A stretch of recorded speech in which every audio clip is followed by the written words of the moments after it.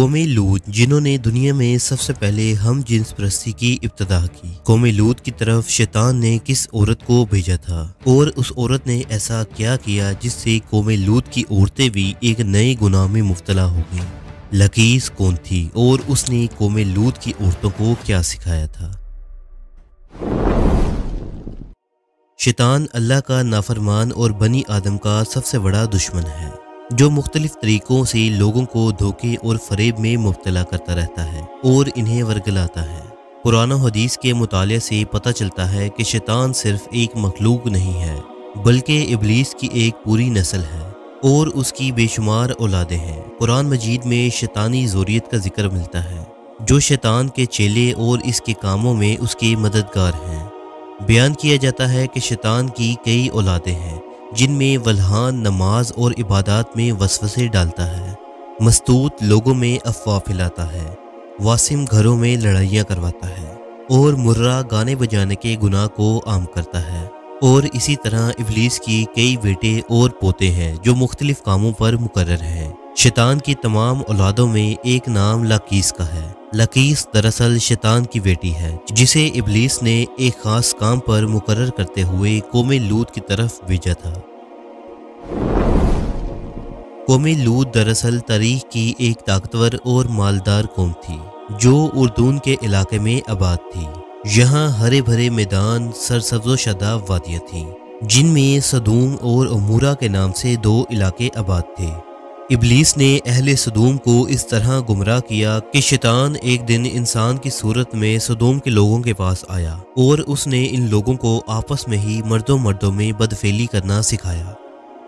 ان لوگوں کو یہ برا عمل بہت پسند آیا، لہٰذا یہ لوگ آہستہ آہستہ اس عمل کے عادی بن گئے اور وہ روزانہ بدفعلی کرنے لگے، یہاں تک کہ اگر کوئی مسافر سدوم کے علاقے سے گزرتا تو یہ لوگ ان مسافر مردوں کو بھی پکڑ لیتے اور انہیں اپنا شکار بنا لیتے۔ وقت گزرنے کے ساتھ ساتھ یہ لوگ اس گمراہی کے گڈھے میں گرتے چلے گئے اور یہ لوگ عورتوں کے بجائے مردوں اور لڑکوں سے زنا کرنے لگے اور عورتوں کی طرف انہیں کوئی رغبت نہ رہی اور کھلے عام اس عمل کو شہر کے چوک اور چوراہوں پر کیا جاتا تھا۔ ان کی ہر محفل میں مردوں کا رقص اور ان کے ساتھ عیاشی اور زنا کرنا ان کا دستور بن چکا تھا۔ اللہ نے ان کی طرف اپنے بندے اور نبی حضرت لوط علیہ السلام کو بھیجا جنہوں نے اہل سدوم کو اس گندے عمل سے توبہ کرنے کو کہا اور فرمایا، کیا تم لوگ وہ بے حیائی کرتے ہو جو تم سے پہلے اس زمین پر کسی نے نہیں کیا ہے؟ تم مردوں کے پاس جا کر اپنی خواہش پوری کرتے ہو اور اپنی عورتوں کو چھوڑ دیتے ہو، تم لوگ حد سے آگے گزر چکے ہو۔ لیکن قوم لوط پر ان نصیحت کا کوئی اثر نہ ہوا بلکہ وہ الٹا لوط علیہ السلام کے خلاف ہو گئے اور انہیں مجبور کرنے لگے کہ اگر تم اتنے ہی نیک اور پاک ہو تو اس بستی سے نکل جاؤ۔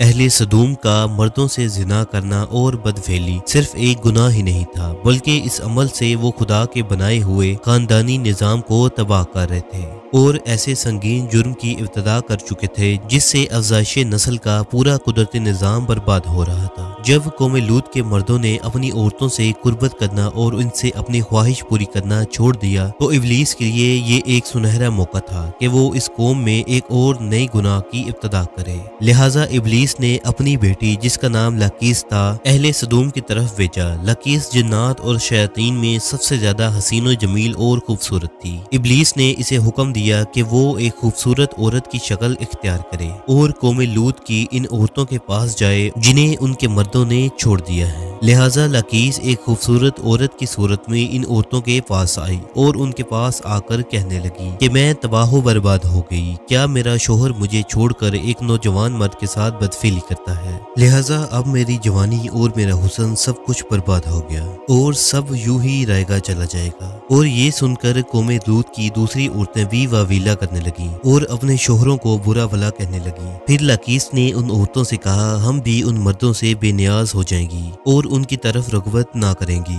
جس طرح وہ ہم سے بے نیاز ہو چکے ہیں۔ हम सबको उन मर्दों की कोई जरूरत नहीं है, हम अपनी ख्वाहिशात को आपस में ही पूरा कर सकती हैं। इस पर उन औरतों ने लकीस से पूछा कि वो कैसे।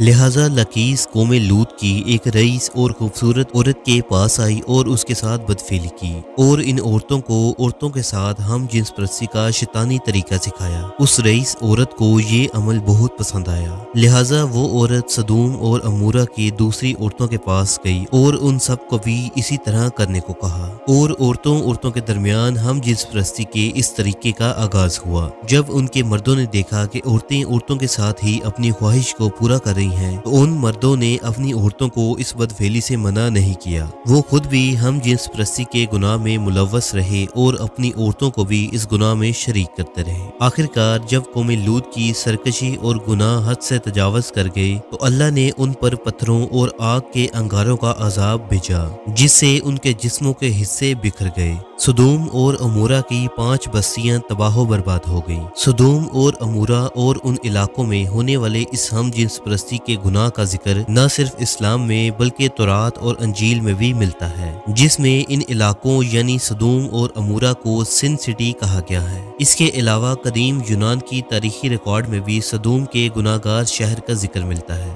जिसके मुताबिक सदूम शहर और अमूरा तारीखी इंसानियत के वो पहले इलाके थे जहाँ से हम जिन्स परस्ती का आगाज हुआ था और इब्लीस की बेटी लकीस ने बाद में इस घिनौने गुनाह को मजीद इजाफा करते हुए वहाँ की औरतों को भी हम जिन्स परस्त बना दिया, जिसे जदीद दौर में लेस्बियन कम्युनिटी का नाम दिया जाता है। सदूम और अमूरा के बाद हम जिन्स परस्ती की ये बीमारी कदीम मिस्र, यूनान, चीन, अफ्रीका और यूरोप में भी फैलता चला गया। दौरे जदीद में यूरोप और अमेरिका ने हम जिन्स परस्ती की सबसे ज्यादा हिमायत की, जो तरक्की याफ्ता माशरों में भी बहस का मौजू बना और इस घिनौने जुर्म को हकूक इंसानी में शुमार करने के मुतालबे किए गए। दरअसल अल्लाह ने हर जानदार के नर और मादा को पैदा फरमाया है। ये नर और मादा जोड़े नस्ल की बका के लिए हैं। इनका आपस में जिनसी मिलाप कुदरत के कानून के ऐन मुताबिक है। इंसानी कानून किसी हाल में भी कानून इलाही का बदल नहीं हो सकता और कवानीन इलाही के फायदे और बरकत को किसी भी इंसानी कानून के जरिए हासिल भी नहीं किया जा सकता। आज इस जुर्म के हामी होमोसेक्सुअलिटी और लेस्बियन कम्युनिटी को समाज में दर्जा देने पर खुशी मना रहे हैं, लेकिन कुरान और हदीस हमें ये सबक देता है कि लूत के कौम भी इस तरह खुशी मना रही थी और वो बेहयाई का मुजाहरा कर रही थी, लेकिन जब अल्लाह की पकड़ हुई तो वो कौम तबाह बर्बाद हो गई।